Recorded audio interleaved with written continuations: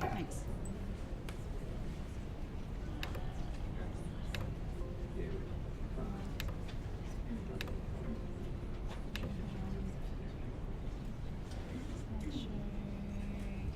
Detect another.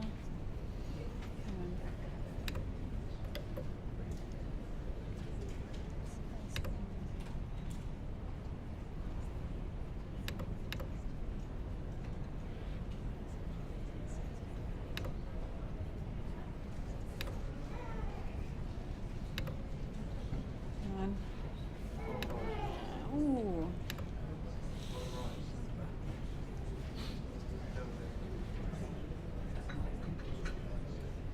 Sorry, can I have some help? That one? Alright. Ooh, it's no presenter view, but that's all fine. Alright. Yep, okay. Alright. Thank you. Oh, good afternoon. I'm a paediatric dental registrar doing my specialist training in Perth, Western Australia, and I'm mainly based at Princess Margaret Hospital for Children. So today we'll be covering a couple of issues. I've been asked to talk about dental issues in Rett syndrome. We'll be covering first what would we consider to be normal in the normal dentition. We'll be looking at oral hygiene, dental issues, and dental issues in relation to Rett, access to dental services, dental treatment under general anaesthesia, and a bit about my dental research plans. So what is normal? In a typical child, we would expect that they would have 20 baby teeth or primary teeth, and eventually, in adulthood, 32 permanent teeth, including the wisdom teeth. Not everyone gets their third molars. I only ever got 3, so there is a little bit of variation. As a rule of thumb, something that would be quite easy to remember is that the first tooth you'd expect to erupt at around 6 months of age, with a bit of variation, give and take. And the first baby tooth would fall out at around about 6 years of age. Again, there is a bit of variation, usually 6 months, although I have seen cases where there has been a considerable delay in exfoliation of the first baby tooth. The anatomy of a normal tooth. So look, basically the top bit that you can see in the mouth is the crown, and the bottom bit that you can't see is the root. And I suppose another way to think of the tooth is like a bit of like a tree. So it's got the bit that you can see and the bit that you can't see the roots. I also like to describe a tooth to when we're talking about certain procedures to parents is like to think of it like an egg. So there's the outer shell, the enamel. There's the second layer, the middle bit, the dentine, and there's the middle bit, the pulp, the yolk. All right. So as with trees need watering and in order to grow and to keep them healthy. With teeth, it's not too dissimilar. We do need to keep them clean, and so therefore we need to brush them twice a day with a toothbrush and toothpaste. So, toothpaste. What sort of toothpaste should we use? Interestingly enough, Australia is one of the few developed countries left that still sell 500 parts per million toothpaste, which they market as children's strength toothpaste. In America, they only have the 1,000 parts per million. In the UK, they recommend 1,000 parts per million for little kids, and for adults, 1,300 parts per million. And New Zealand recently changed their guidelines to reflect the US one. So, yeah, we're still sort of lagging. So, we recommend that you use adult strength toothpaste, that is 1,000 parts per million for children up until So for children up to until 2 years of age, you only need a tiny bit. So what my boss likes telling parents is that you put a little bit on your hand, a tiny spot, just dab your toothbrush on your hand and wipe off the excess, and you should really have just a tiny, tiny, tiny bit of toothpaste on your toothbrush, and that should be enough, really. There are a couple of brands of toothpaste that are sold in Australia that are actually 1,000 parts per million. So there is the Spider-Man toothpaste that Colgate sells, the Sparkling Mint Gel. I'm not sure if you've seen that on the shelves. That's 1,000 parts per million. And there's also McLean's Little Teeth. So although it says Little Teeth, it's actually 1,000 parts per million. One thing that some of the girls find a bit difficult is the fact that the toothpaste foams a lot. So you can get some low foaming toothpaste. In Australia you can get Biotine, although it is quite expensive. You can get that from the chemist. In the UK they have a brand called Aquafresh. I don't think they actually sell that in Australia. Toothbrushes. There are different sorts of special toothbrushes that you can use to help with the toothbrushing routine. In speaking to a number of the parents here, they do agree that can be quite difficult to get the toothbrush inside your daughter's mouth, especially if she's not having a terribly good day. This picture up here is a Collis Curve toothbrush. A couple of you may have seen them. So it helps to essentially brush 3 surfaces at the same time. Look, it doesn't sort of brush all the sides of the teeth, but it is a good tool if you're really having trouble just actually getting the toothbrush inside your daughter's mouth. So you've got the curved bristles that access one side of the tooth. Whoop. The other curved bristles that access the second side, and then there's the ones that do the top. There's also double-headed toothbrushes. I found that they aren't very popular with the girls at our hospital because they tend to be quite big and bulky. You can also just get the child-sized toothbrushes, and what I have found helpful is if you get 2 toothbrushes, especially the ones with the big fat rubbery handles, so that your fingers don't get bitten, you can just flip the toothbrush around and use it as a mouth prop on one side, and then try brushing your daughter's teeth on the other side, and then just swap over, flip it over to the other side, and just try and give her a brush. So we've talked about special toothbrushes and the mouth prop. If you've taken your daughter to the dentist, you may have seen the dentist use what they call a lap-to-lap technique or a knee-to-knee technique, especially for the younger ones, where the parent hugs the child with the legs around the waist because they might kick, and basically you take 2 chairs, have them facing each other, and so we get the parent to tip the child into our lap, so they're sort of upside down, and also helps to stabilise the head a little bit.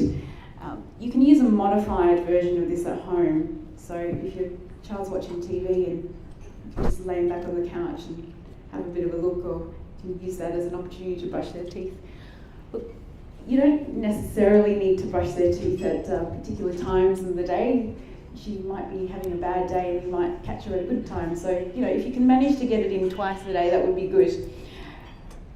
Have any of you heard of research into the toothbrushing apps that are available? There's actually a couple that are quite good, and I know that a lot of your daughters do like music and interactive things, so that might also be something that you might want to try out as well. A couple of toothbrushing apps that sing songs for the 2 minutes while you're brushing your child's teeth, and there are others where, which are probably not appropriate for you girls, where you can actually get prizes choose prizes for brushing your teeth, and you can just pick things on the screen, so it just makes it a bit more fun and interactive. So moving on, tooth decay and sugar. So there is a difference between sugar-free and no added sugar. I thought I'd point that out. It's a common misconception. So there are a lot of hidden sugars in many of our foods, in the biscuits and the lot of fruit juices that say no added sugar. They're very high in sugar, it's just that they don't have any extra processed sugar that they've put in. So that's just something to watch out for. There are some medications that, a lot of medications that contain sugar, although there are many that come in sugar-free formulas nowadays. For example, Epilin comes as sugar-free, so it would be worth just checking your medications to see if they do have any sugar content. Sugar intake isn't just about the amount that you take. There are many factors that do need to be taken into consideration. If I had 10 lollies, and say I gave you 10 lollies, and you ate all your lollies in one go, say after dinner, that would be one sugar attack. Whereas if I were to have 10 lollies, one each hour, that would be 10 sugar attacks. So that's a lot worse than, the person who has 10 lollies all in one sitting. So it's about the frequency as well as the amount.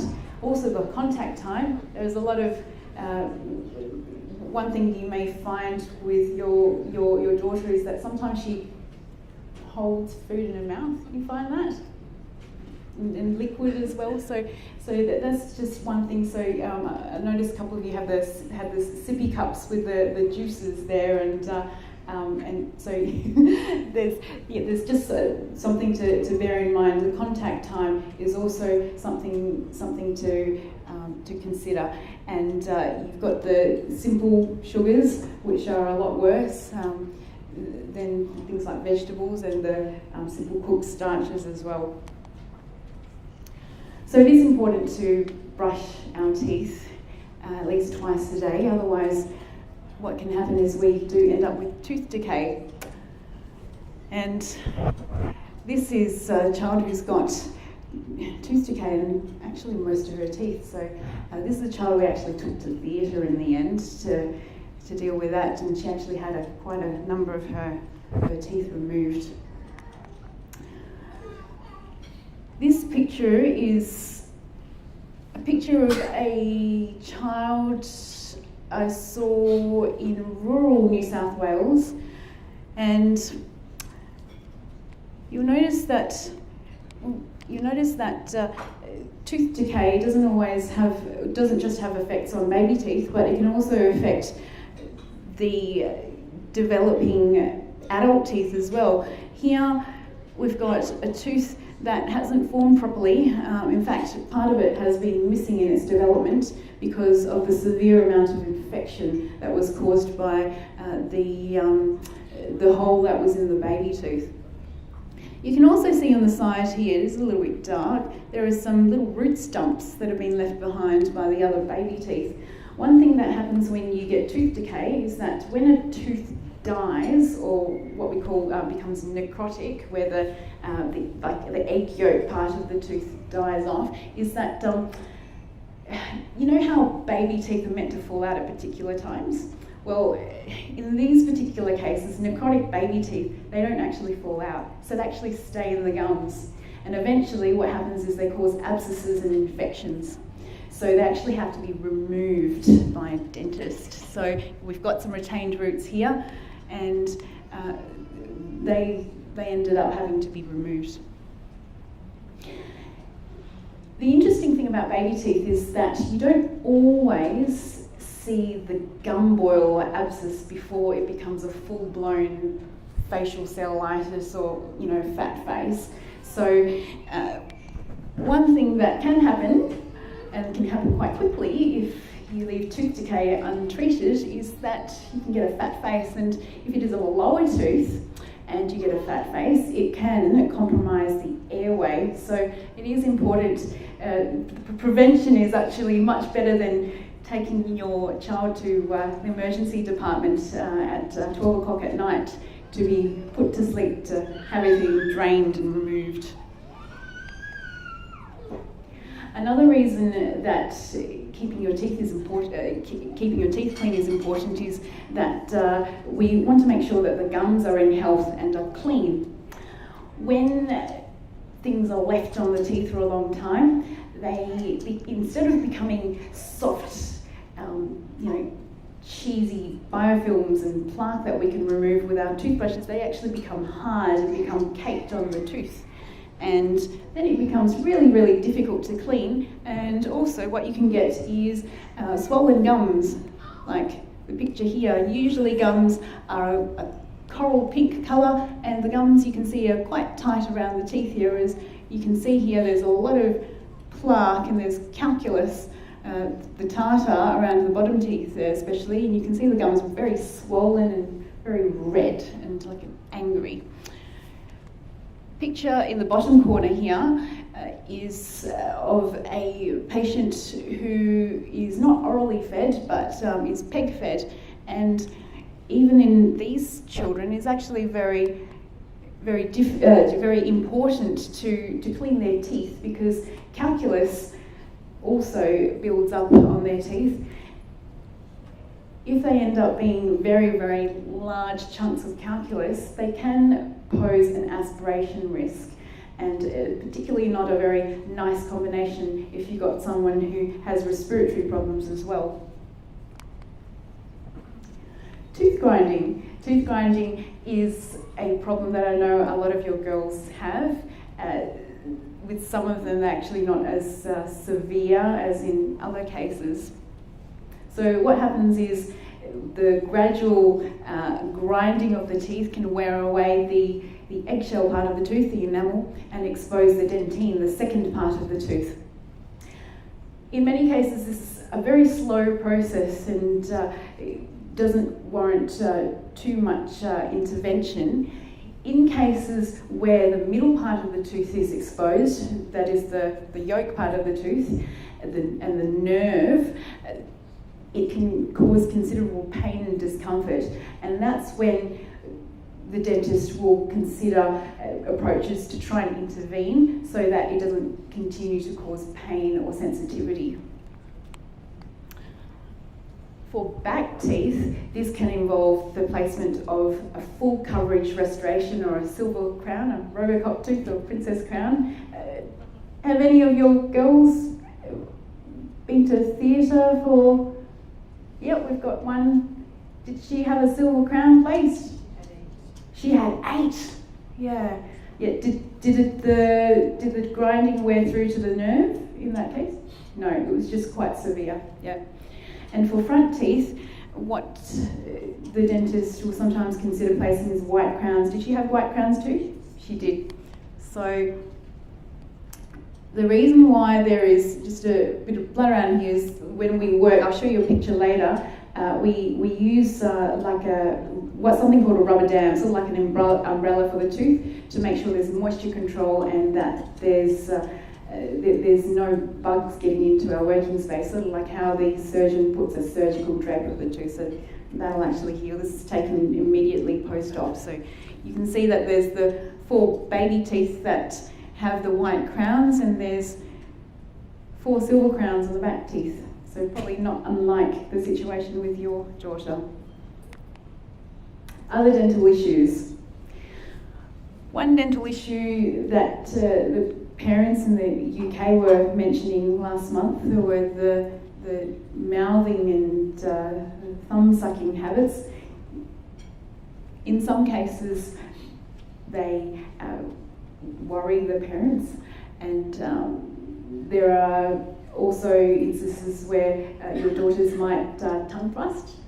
Any of them poke the tongue out between the teeth? Yeah, tongue thrusting, and sometimes you'll see in some of the photos, I noticed in some of the photos last night, there's a lot of cases where the 2 front teeth were protruded or sticking out, and sometimes those habits can have like a moulding effect on the teeth.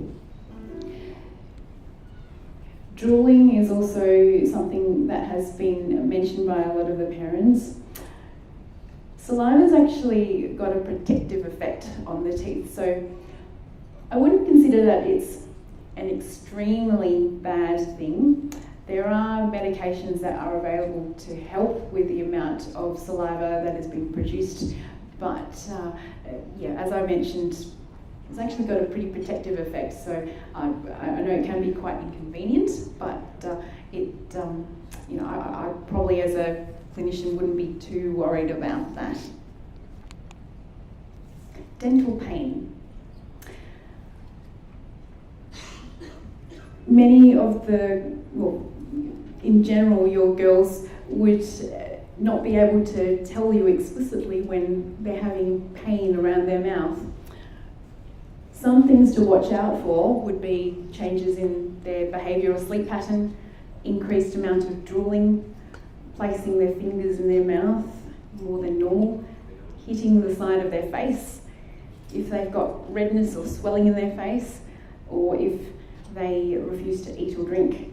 I once saw a girl who didn't have Rett. She had actually something else, and she came in through emergency and then to our dental department, and she actually, yes, was hitting the side of her face and she was screaming, and when we looked inside her mouth, we found some cuts around the wisdom tooth area, and what she'd actually done was she ended up putting something in her gums to make a cut where it was really sore. So the x-rays actually showed she had impacted wisdom teeth, and so we referred her on to the oral maxillofacial surgeon for that. So I do acknowledge it can be quite difficult to find out the cause of pain, especially when she's not able to tell you. So these are some of the things that you may want to sort of look out for, and dental pain may possibly be on the cards.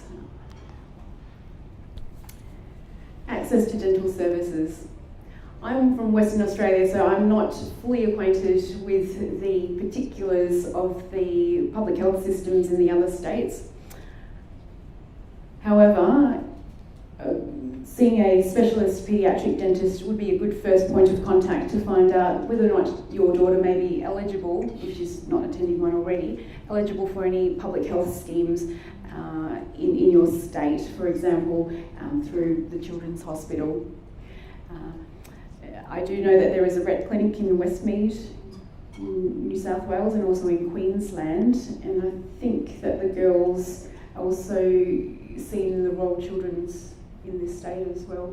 Is that right? Yeah. So where you're having trouble checking your daughter's teeth, or she's showing signs that may indicate that she's in pain, it may be a good idea to take her to the dentist to have her teeth checked. Also, something to bear in mind is generally we like to take the girls to theatre as little as possible, and if you know that there is an upcoming GA procedure, for example, a gastrostomy tube change or something like that, that may possibly be compatible, might be worth letting your dentist know so that they can have a quick look and take some x-rays to just make sure that everything's fine. It's very difficult to take x-rays in the chair. There are some ways of getting around that, but they're not foolproof, so that's just something to keep in mind. So dental treatment under general anaesthesia. Before I get onto that, quickly, just why save baby teeth? There have been a number of people in the audience who have had their daughters go to sleep to have some dental treatment done, and you're probably wondering, well, these teeth are going to be falling out eventually. What's all the fuss about? Baby teeth are not only important for looks, for chewing and for talking, but most importantly for space loss. I did mention earlier in the talk that the adult teeth do come through at particular times, and so the baby teeth actually function to preserve that space. When baby teeth are removed prematurely, for example in cases where there's infection or tooth decay, you can find that when the back adult teeth come through, they can end up drifting forward. So in cases where a child's lost their back baby molars, say at the age of 5, when they turn 10, 11, 12, when those adult premolars are meant to come through, there's no space. So in a girl who is not able to cope with braces for medical reasons or compliance reasons, this is probably not a nice situation to be in, because she's going to have problems in the future, and she may be also committed to extraction of some of those adult teeth as well. Dental treatment under general anaesthesia. So there are a couple of factors to bear in mind. Not everyone actually needs to have the dental treatment done while they're asleep.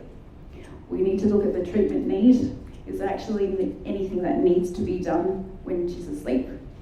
If they're healthy teeth, or they're just teeth that just need a bit of a clean, that can probably be done in the chair. But if there is an opportunity for combination procedure, as I mentioned earlier, this is a good opportunity for the dentist. It also depends on the severity of the medical condition. I was speaking to one of the parents last night who said that the general dentist managed to remove her daughter's baby tooth in the chair and managed to give local anaesthetic. So it just depends on how much your daughter moves and how willing she is to sit in the chair and open her mouth. 5 minutes. Great, thanks. The complexity of treatment is also something to bear in mind. For example, a simple extraction as opposed to full mouth work involving silver crowns and composite strip crowns is a totally different story. When teeth are treated under general anaesthetic, it gives more control for the clinician in terms of making sure that bugs don't get into the area when we're trying to clean all the decay out of the tooth. So this thing that I mentioned earlier of a rubber dam being like an umbrella to put over the tooth is helpful to make sure that what we put in the mouth is actually going to last as long as possible, and that we don't actually have to take your daughter back to theatre or take her back into the dental surgery to redo a filling. A lot of the dental materials are also very sensitive to water, and so the amount of control for the dentist when they're working on the tooth is important too. So this is an example of a rubber dam being placed. This is actually in an 11-year-old who fell from 2.5 metres, so not in one of your girls. And you can see that it just means that the tongue and the cheeks and everything else is out of the way. We can have much more control over the amount of saliva and blood in the area. So that is something that we're able to achieve when someone's being treated under GA. As I mentioned, not everyone requires dental treatment under GA. Usually in a child with unremarkable medical history, there is also the option of using happy gas. Generally, it's not something we would consider if someone is very medically compromised or has multiple medical issues. So in your particular case, you would find that it's either a matter of, okay, well, it's just a check or it's just a clean, or, oh, there's a couple of holes, we better take them to theatre. Okay. Advantages of dental treatment under general anaesthesia when there's a lot of work to do is that it ensures better quality of treatment, so we don't have to take your daughter back. Your daughter won't remember the treatment, and it is more comfortable. In contrast to the amount of medical literature available on dental issues in girls with Rett, there's actually not much in the dental literature. I did a systematic literature review, and the general consensus was that bruxism or tooth grinding and non-physiological tooth wear were the most commonly reported signs. Interestingly, the authors didn't mention very much about gastric reflux and erosion, which is a form of non-physiological tooth wear. So to conclude, a bit about my dental research plans.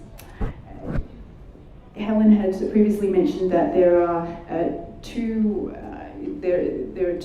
databases that do exist: the Australian Rett syndrome database and also an international database. And one of the preliminary findings from one of the follow-up studies in the Aussie database is that with one of the questionnaires, about 40% of the people we answered the questions had attended a dentist in the last 12 months. So we don't exactly know why. My research plan, therefore, was to examine the existing data on the Australian database, to administer an online questionnaire to participants in the international database, and if your daughter was born before 1976, then you will be eligible for this study. This study would aim to explore the barriers to accessing dental care and also to look at the relationships between dental care and health and wellbeing. So if you are eligible for the international study and you haven't previously participated, you can go to the Interrett website to register. The other arm of my research plan was to conduct a qualitative study with participants in the Australian database, and we will be inviting a number of families in the future to participate in this study. In concluding, I would like to acknowledge my research supervisors, including Helen and Jenny, who are here, and I'd like to thank them for their time and their supervision. Any questions? Yes. Yeah, I heard about a product called Tooth Mousse, which is to help rebuild your enamel. Is that worthwhile doing with our daughters? Yes, Tooth Mousse is it's not really a glorified toothpaste. It's got a few other things in it that actually help to remineralise or strengthen the outer layer, the enamel of the tooth. Is only sold at the dentist, and if your daughter goes to the Children's Hospital, I'm sure that they can organise for some. We generally advise that you either use it as a toothpaste for the girls who hate the minty taste of the normal toothpaste. Otherwise, you can also just apply it topically with your finger over her teeth before she goes to bed at night.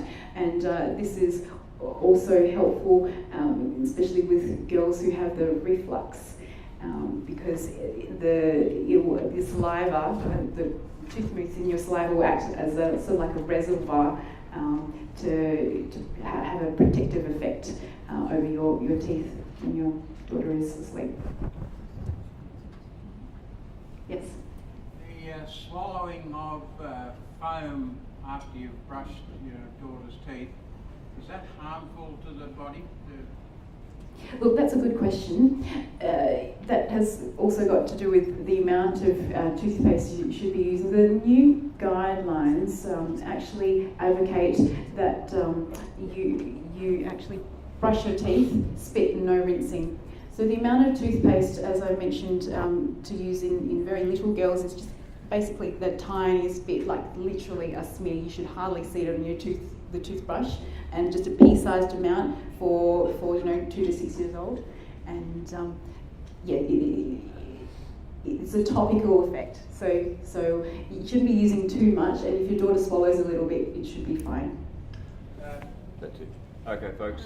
Thank you, Yvonne, for you to take back. Oh, thank you. Have a nice quiet drink on your flight home, maybe. Thank you.